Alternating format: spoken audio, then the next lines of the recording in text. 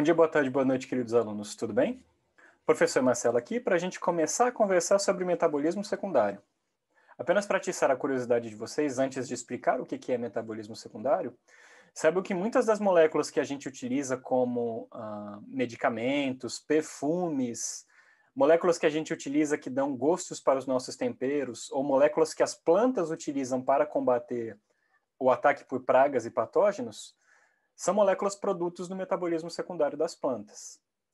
Então, a gente compreender esse metabolismo secundário e saber manipular esse metabolismo, ele pode ter efeitos práticos diretos na nossa vida.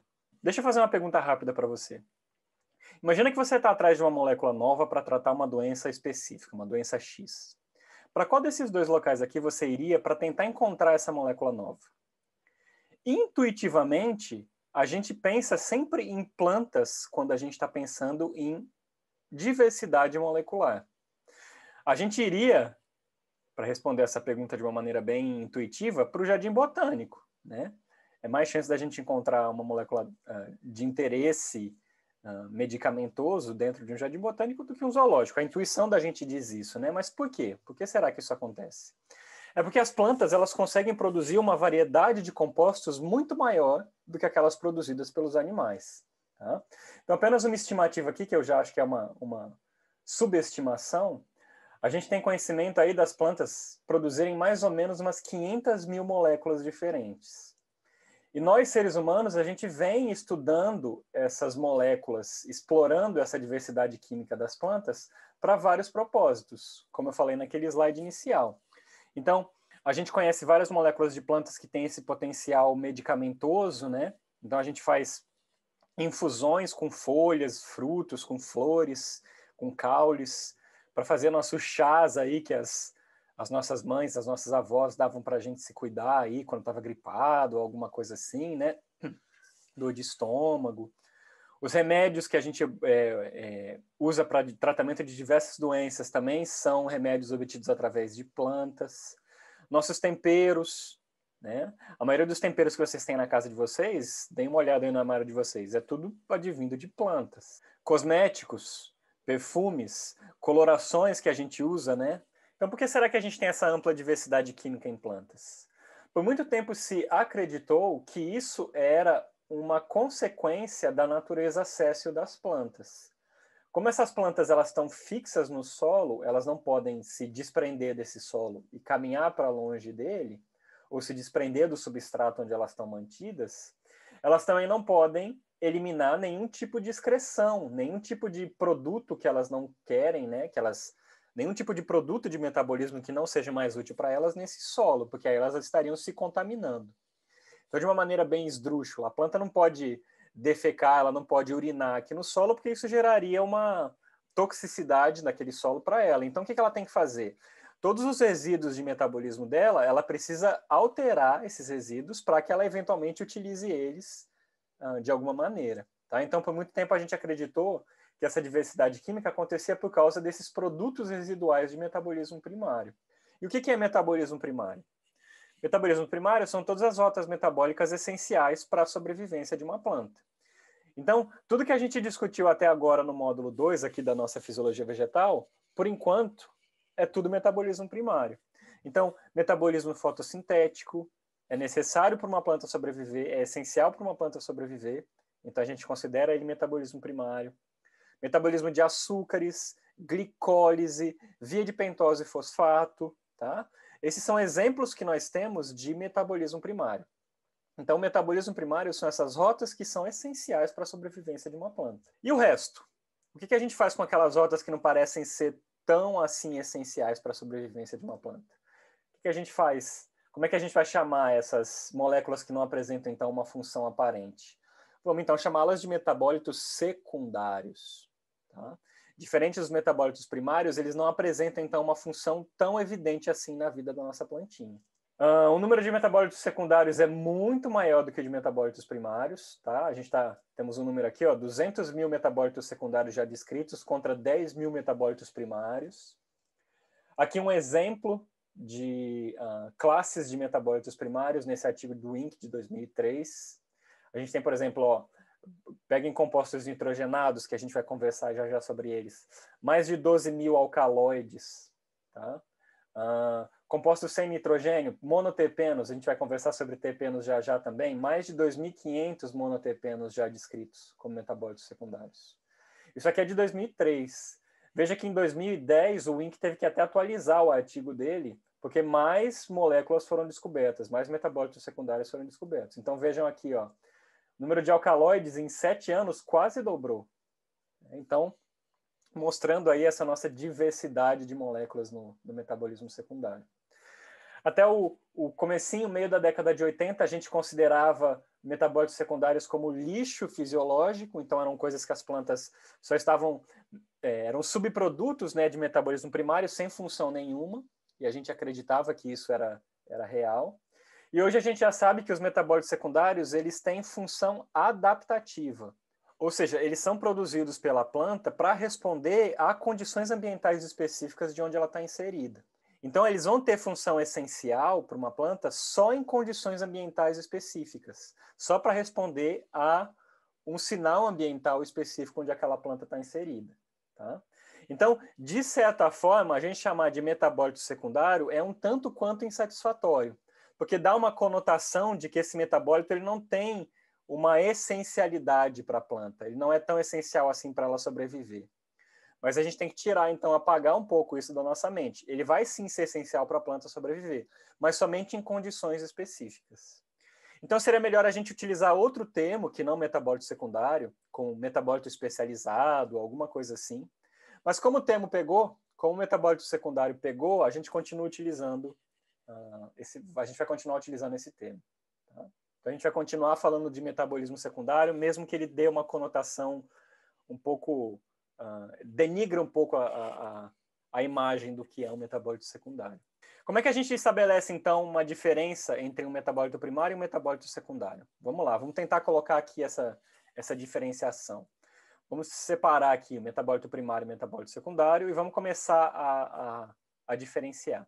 Temos aqui o metabólito primário, que é o 3-fosfoglicerato, que a gente já viu lá sendo envolvido com o processo de respiração e com o ciclo do Calvin-Benson, né, com a fotossíntese. E aqui o glucosinolato, que é um metabólito secundário que está associado em defesa contra herbívoros. Tá? Isso aqui é um metabólito secundário produzido na família Brassicaceae. O 3-fosfoglicerato é essencial, ou seja, se uma planta não conseguir produzir essa molécula, ela provavelmente vai ter problemas e isso vai ocasionar a restrição de desenvolvimento e, eventualmente, a morte. Então, ele é um metabólito essencial, a planta precisa dele para sobreviver. Já o glucosinolato, já o metabólito secundário, ele é dispensável. Tá? Se você tirar esse metabólito da planta que produz ele, a planta até consegue sobreviver, dependendo da condição onde ela está inserida. O que eu quero dizer com isso? Que, como esta molécula aqui ela é importante para a defesa contra herbívoros, se a sua planta começar a ser atacada por herbívoros, ela vai se tornar até mais essencial do que essa outra molécula que a gente está vendo aqui de metabolismo primário. Então, cuidado com esse termo dispensável. Ela não é essencial quando você coloca uma plantinha dentro de uma cúpula e você não está dando estresse nenhum para aquela planta. Mas, dependendo da condição onde ela está inserido, esse metabólito vai ser extremamente essencial para ela. Tá? Então, tem uma condição para aquilo ser essencial. Tá? Então, por isso que eu brinquei aqui. Ó. Ele é dispensável até aparecer um herbívoro, no caso aqui do glucosinolato. Deixa aparecer um herbívoro que ele vai se tornar extremamente importante. Então, cuidado com esse termo dispensável. Tá? Eu prefiro chamar ele de adaptativo. Ele tem função adaptativa. Temos aqui, ó, talvez um dos melhores pontos para a gente diferenciar metabólito primário de secundário. Metabólito primário geralmente é universal, ele é ubíquo, ele vai aparecer em quase todas as plantas que a gente tem conhecimento. Tá? Então, esse é o caso do 3-fosfoglicerato, a maioria das plantas é capaz de produzir essa molécula. Metabólitos secundários geralmente são restritos a classes específicas ou até espécies de plantas. Tá? Então, no caso aqui do glucosinolato, só quem produz essa molécula aqui são os membros da família Brassicaceae. Por fim, geralmente os metabólitos primários são produzidos em grande escala e os metabólitos secundários produzidos em pequena escala. Existe uma certa dificuldade para a gente realmente separar um metabólito primário do metabólito secundário. Tá? Tem vários metabólitos que a gente não consegue colocar dentro dessas duas caixinhas, por exemplo, hormônios.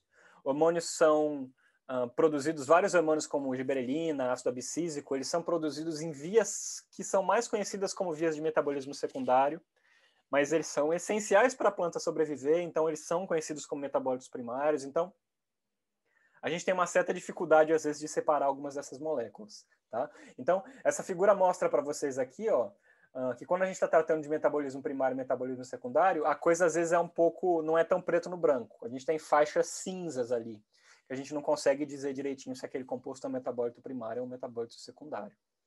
A produção de metabólitos secundários ela é amplamente afetada por sinais ambientais, tá?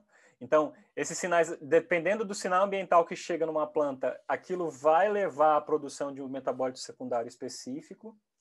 Então, a gente pode pensar no seguinte, esses metabólitos secundários, eles são, na verdade, compostos que ajudam as plantas a responder ao ambiente onde elas estão inseridas. E essa diversidade de metabólitos que a gente tem justamente acontece porque as plantas são organismos sésseis. Como elas não conseguem se mover, sair do ambiente onde elas estão inseridas, elas têm que alterar o seu desenvolvimento em função daquele ambiente. E uma maneira de fazer isso é produzindo esses compostos secundários que estão associados à resposta a esse ambiente. A produção dessas moléculas de metabolismo secundário, ela pode ser energeticamente custosa. Então, geralmente, a planta coloca a produção de metabólitos secundários de uma maneira induzida e não constitutiva. O que eu quero dizer com isso? Vamos olhar para esse gráfico aqui. Ó. Aqui a gente está vendo aqui no nosso eixo X o tempo e aqui no eixo Y a quantidade de metabólito secundário.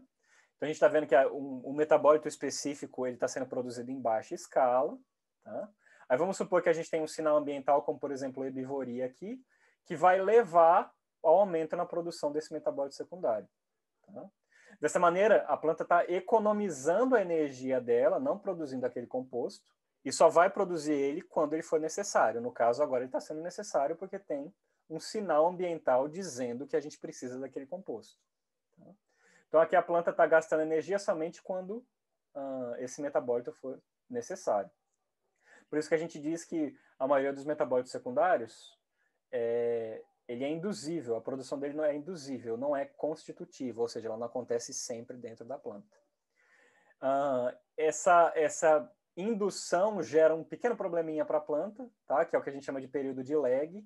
Então, veja que nesse caso a planta começou a ser herbivorada, ela ainda não está se defendendo, né? Aí ela vai ter que começar a produzir aqueles metabólitos secundários e aí sim ela vai conseguir se defender daquele inseto. Então ela tem esse períodozinho onde ela não está se defendendo, ela vai ter que lidar com aquele inseto ainda sem se defender direito, e aí ela consegue ativar uma resposta de produção desse metabólito secundário, e aí sim se defender contra esse inseto.